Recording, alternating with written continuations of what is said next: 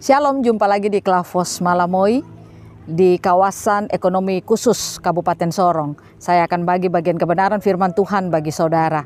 Namun sebelumnya marilah kita bersatu di dalam doa.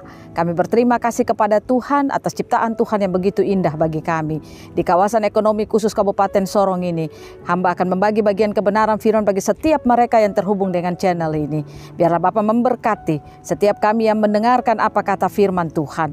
Biarlah kami semua diberikan hikmat lewat kuasa Roh Kudus untuk mengerti apa yang Tuhan mau sampaikan bagi sekalian kami.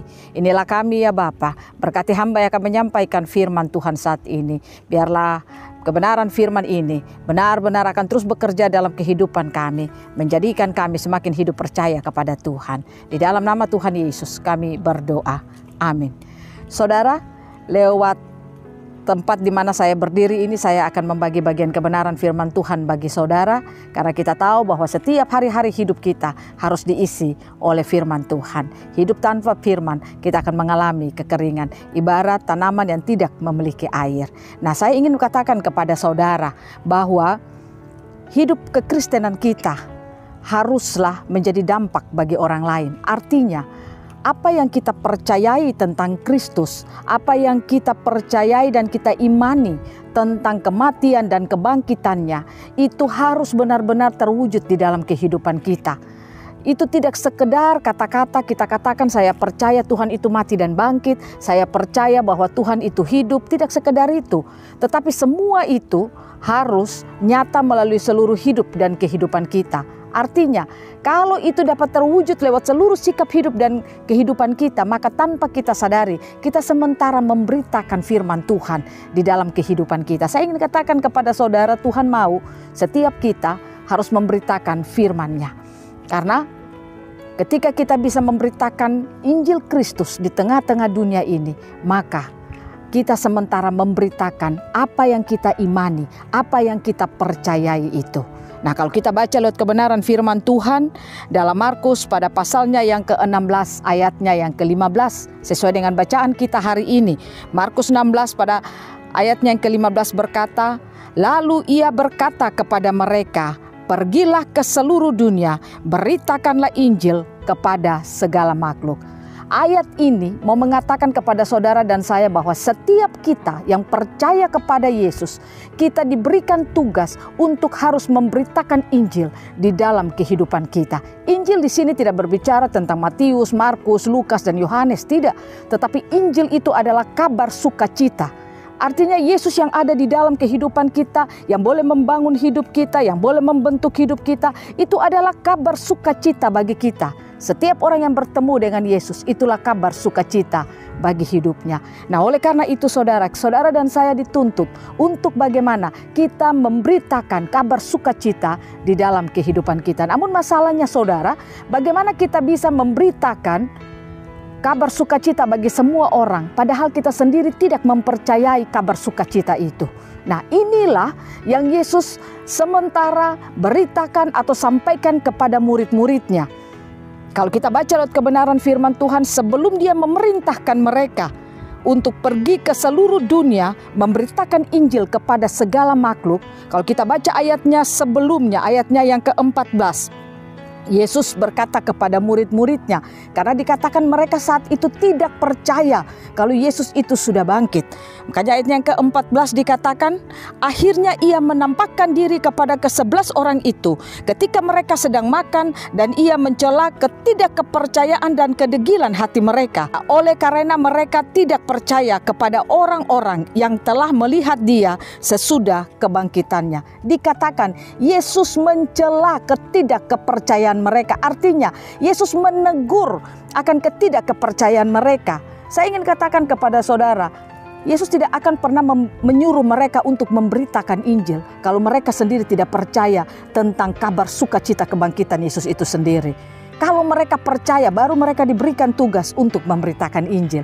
Nah, ini yang dikatakan sebelum Yesus menyuruh mereka untuk memberitakan Injil, dia duduk bersama mereka. Dia mencelah akan ketidakkepercayaan dan kedegilan hati mereka. Kedegilan hati itu kekerasan hati. Artinya hati yang keras, malas tahu dengan apa situasi yang sementara terjadi. Nah, itu yang Yesus sementara meyakinkan mereka bahwa dia benar-benar telah bangkit. Dikatakan waktu Yesus bertemu dengan mereka dan Yesus menyatakan kepada mereka apa yang sebenarnya telah terjadi. Akhirnya ayatnya yang ke-15, Yesus selalu menyuruh mereka, beritakanlah Injil. Artinya beritakanlah kabar sukacita yang sudah kamu dengar sekarang ini tentang kebangkitan Yesus itu sendiri. Nah saudara, sebagai orang percaya, kita tahu bahwa memberitakan Injil adalah tugas kita semua. Saudara dan saya sebagai orang percaya, kita tidak sekedar percaya Tuhan, menjadi orang Kristen, tidak sekedar itu. Tapi lebih daripada itu, lewat sikap hidup tingkah laku kita, bagaimana kita bisa memberitakan kabar sukacita itu bagi semua orang. Apa yang saudara percayai, apa yang saudara imani, itu harus nampak di dalam seluruh perjalanan hidup saudara. Sebagai kepala rumah tangga, sebagai ibu, sebagai anak-anak, sebagai orang pekerja, sebagai apa saja pelayan Tuhan, setiap kita yang dipercayakan Tuhan hidup di tengah dunia ini, Tuhan punya tujuan bagi saudara dan saya. Kita harus memberitakan Injil Kristus itu.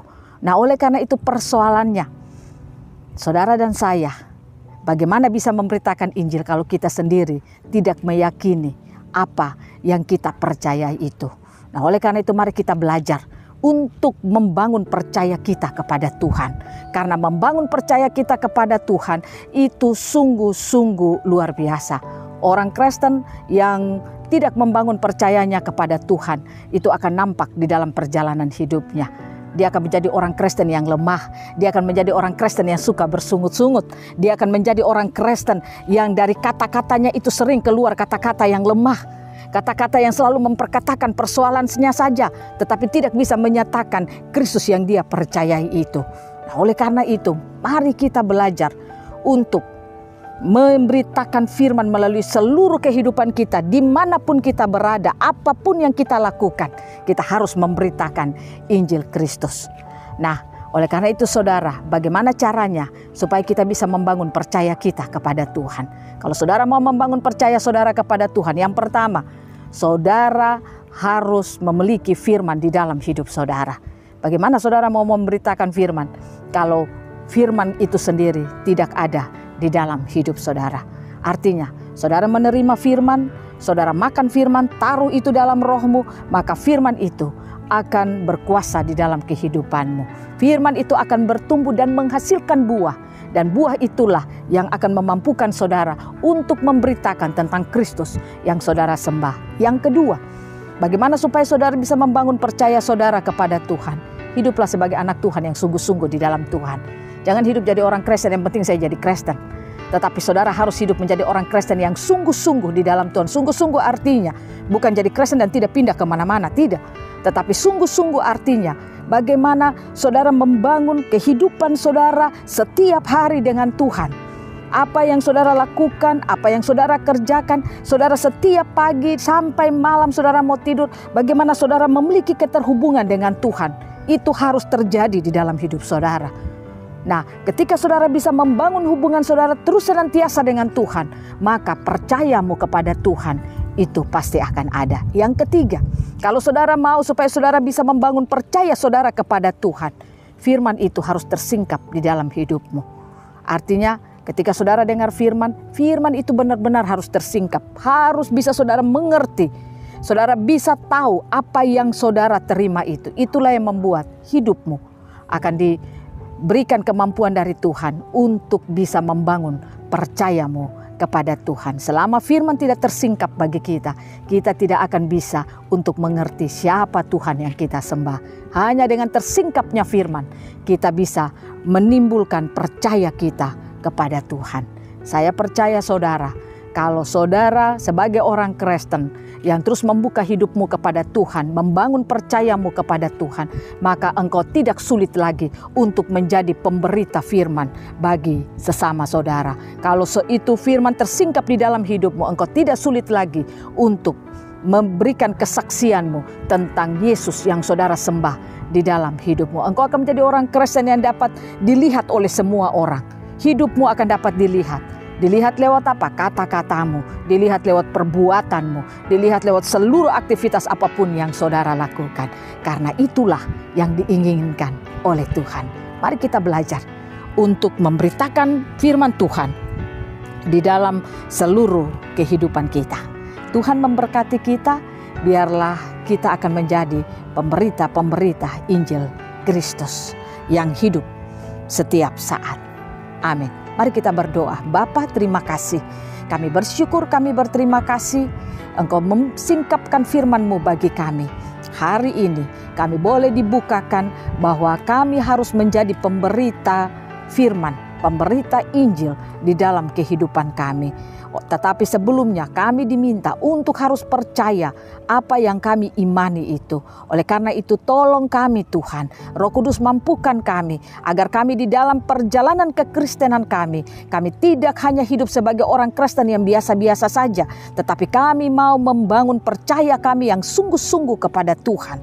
Hanya dengan membangun percaya kami yang sungguh-sungguh kepada Tuhan, maka kami akan mampu untuk membangun kepercayaan kami pun kepada Tuhan.